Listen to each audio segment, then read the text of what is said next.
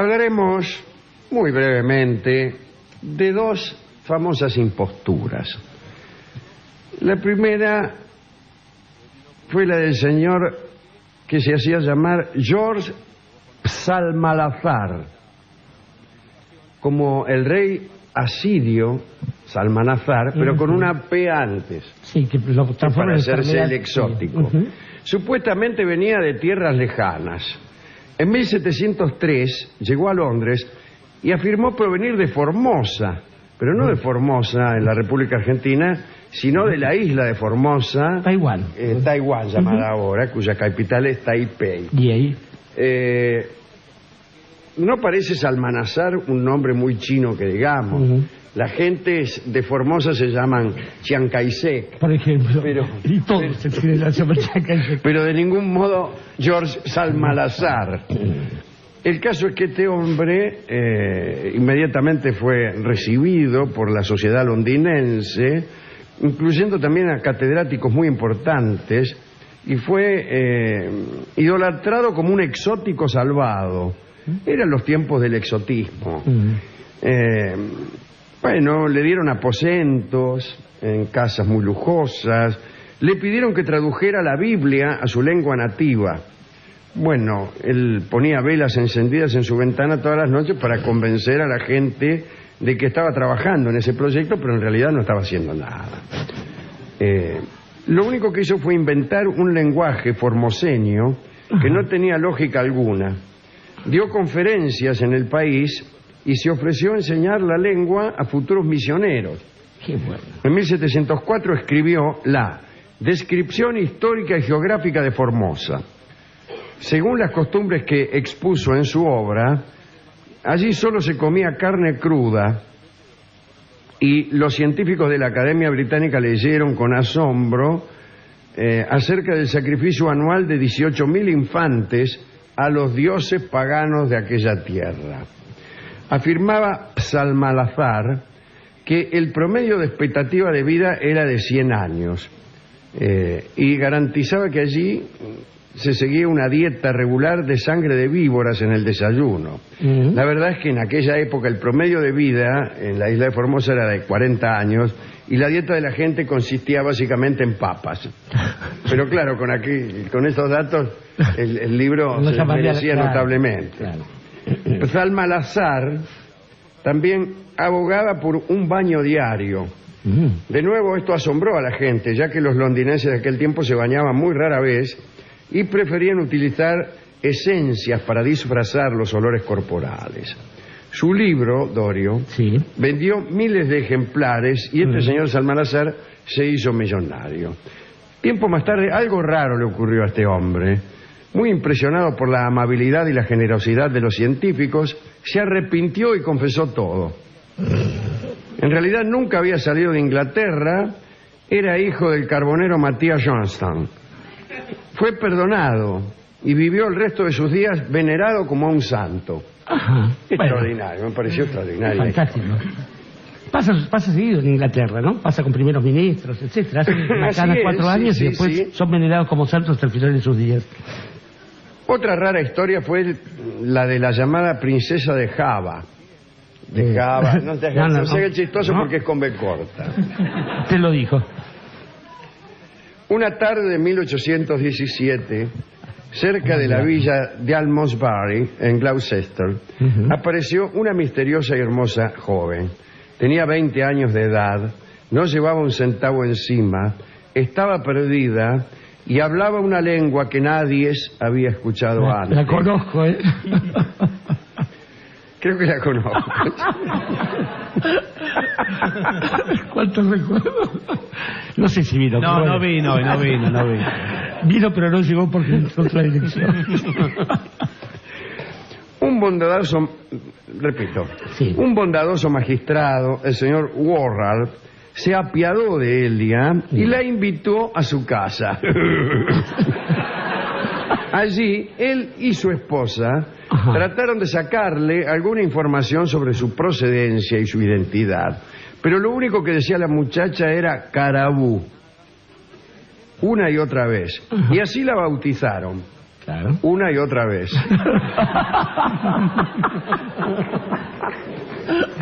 Twice. Muy bien.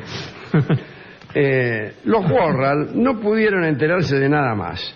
Solo notaban que la joven observaba con atención un cuadro oriental que había en la casa, que solo comía alimentos que ella preparaba, Sí. después del cuadro, ¿no? Claro. Que solo comía alimentos que ella misma se preparaba de una manera especial y además insistía en dormir en el piso. Se parece a mi abuela la costumbre. Sí. Unas cuantas semanas después apareció por casualidad un portugués, el señor Manuel Eineso. Dos eran. Sí.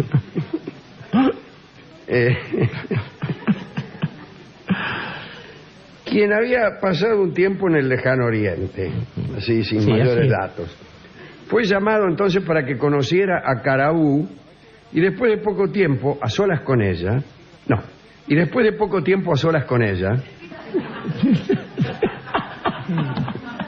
Una y otra vez. anunció que podía entender todo lo que decía. Caraú. Esto sorprendió a todo el mundo. Claro. Esto. Sí, esto. Incluso a Carabú, ya que ella misma no entendía lo que decía. Según el supuesto intérprete portugués, la señorita Carabú era princesa de su país, la isla cercana a Sumatra, llamada Java. Agregó que después de una guerra en la que los caníbales mataron a su padre, ella fue raptada por piratas malayos, por piratas malayas. Malaya, la suerte. No, por piratas malayos, quienes la vendieron como esclava, la vendieron. Muy bien. Fue comprada por el capitán de un barco cuyo navío tocó un puerto del sur de África y luego continuó hacia Europa con destino desconocido. No, iba a Europa. La princesa Carabú había escapado de su amo cuando el barco se refugiaba de una tormenta. Entonces nadó hasta la costa, vagó por la campiña durante muchas semanas antes de encontrar refugio en la Biblia. Estas revelaciones del portugués sorprendieron a todo el país. Calcule cómo estaría escaso de sorpresas el país. Cientos de expertos llegaron de todas partes para examinar a la princesa. Ella no los decepcionó, más por bella que por exótica. Ejecutaba danzas durante las cuales se mostraba casi desnuda y confundía a los lingüistas más avesados. Pero Sin que yo no sé lo que significa esto, pero nada bueno.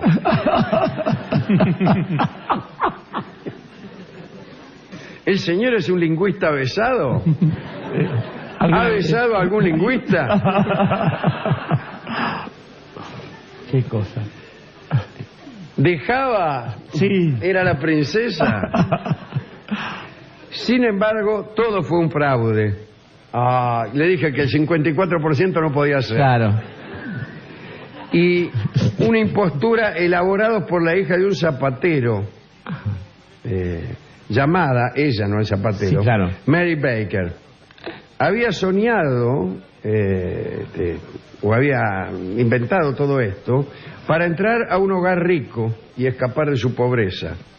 Este portugués, Eineso, había recibido los favores de la princesa para que se uniera al engaño. Muy bien, claro. Mirá, había recibido el engaño de la princesa para que se uniera a los favores.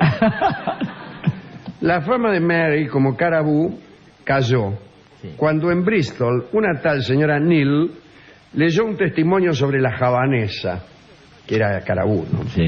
La descripción de la princesa era idéntica a una chica quien, según esta señora Neal, se había alojado en su casa durante varias semanas. Cuando la señora reconoció a Mary, la joven confesó. Dice, tiene razón, qué sé yo. Parece que debido a su pobreza, todo el mundo se apiadó de ella. En Inglaterra conviene confesar cualquier crimen y la gente se apiada de ti y te hace muchos regalos. Tanto es así que le dieron dinero para un pasaje a Estados Unidos, para que empezara allí una nueva vida, pero distinta. Sí. En aquel lugar tampoco funcionó. 7 años después ya estaba de regreso en Bristol, tratando de exhibirse como la princesa Carabú a un chelín por mirada. 20 miradas, una libra. Sí, exactamente. ¿Y cuánto dura la mirada, además? No empiece con Sí, punta de sí, rolón usted. Esta es la señora Tiene Nil. un buen rato. Pero no tuvo éxito. No. Y terminó sus días vendiendo sanguijuelas a la gente que deseaba evitar la cuenta del médico sangrándose a sí misma. Claro. La venta de sanguijuelas... Sí. ¿Cómo las recoge? Bueno, viene la sanguijuela, no sé en qué sentido. No, digo, la sanguijuela, La ¿cómo sang- se caza? ¿Se pesca? No, No, sé, pero ¿dónde agarra. viven las sanguijuelas? En los charcos, así en las orillas. Bueno, en los el arroyos. charco. Usted También camina. ríen en el charco los inmundos renacuajos Sí. cuando rozan el plumaje de algún cóndor que cayó. Ahí está. Bueno, no importa lo de las Y sanguijuelas. sí, a mí me Sí, la interesó. cosa- Son dos imposturas. Dos imposturas en época Sí. en que lo exótico servía para ganar mucho dinero. Hay una cosa, me parece que hay varias referencias que hizo querido Alejandro ahí que son interesantes. El otro día, sin ir más lejos, recibí un mensaje de un oyente acerca de nuestra referencia frecuente, ciertamente, a unos versos que dicen hacia un lado, al otro Europa y hacia su frente Estambul, porque parece que hay una canción que cita esto.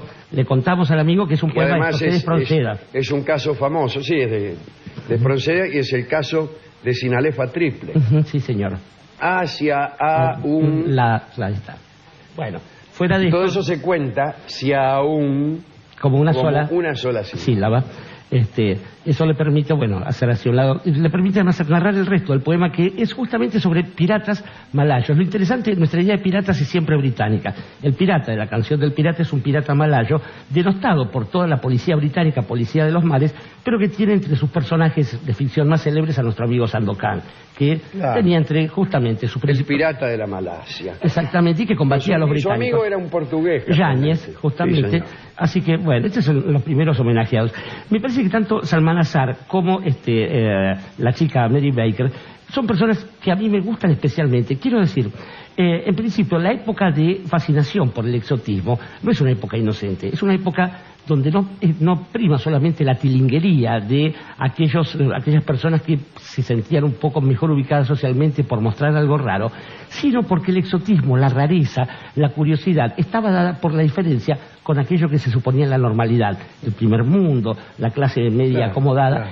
Toda cosa que saliera de ahí. Y en este caso, tanto Salman Azar como Mary son dos personas sencillamente pobres que encontraron una manera, quizás no la mejor, para combatir esto, que era la revolución. Por ejemplo, estamos hablando del siglo Se XVIII. postulaban como exóticos, sabiendo que eso pagaba. Exactamente, y está muy bien, porque, digo, los ladrones le estaban robando a otro tipo de ladrones, así que bien se merecen este tipo de cosas. Y creo que aquí en la Argentina hubo alguna gente que también lo intentó y que jugó con eso. Estaba pensando en alguien que pronosticaba catástrofes o hablaba de portentos, un hombre de Venado Tuerto que adivinaba la suerte por allí y que se descubrió después que en realidad él hacía hablar a una virgen, que detrás de la virgen había una señorita que hablaba en italiano y movía la imagen de la virgen. Bueno, fue un caso bastante conocido. Después se descubrió también que había inventado todo el resto de las cosas, las curaciones, y un día pronosticó un número que iba a salir en la grande de Año Nuevo. Y acertó. Creo que hay una especie de justicia poética. ¿Se acuerda el nombre? Estoy tratando de recordarlo ahora. ¿Era Tibor Gordon? No, Tibor Gordon era una especie de titán, un hombre de fuerza prodigiosa. Sí, no me acuerdo. Estoy acordando de este hombre, ya va a aparecer, después de la próxima canción va a aparecer el nombre de este tipo. Todavía hay un museo de él en Venado Tuerto, por allí, algunos gente nos va a avisar. Quiero decir que hay un montón de personas que pasan y son narrados todavía como delincuentes, como le sucedía a Mary Baker. Seguramente allí en Krakatoa deben haberla pasado bastante mal, al este de Java, y en realidad la delincuencia está en esa especie de cosa muy asentada en nuestra clase media, sobre todo en la burguesía porteña, donde se supone que hay cosas que están bien, cosas que están mal, cosas que son correctas, cosas que son raras, y en realidad terminan cuando al cabo de la historia o al cabo de la vida descubriendo que son tan impostores como aquella princesa. Como aquella princesa se llama el tango que vamos a escuchar en la voz de Hugo del Carril.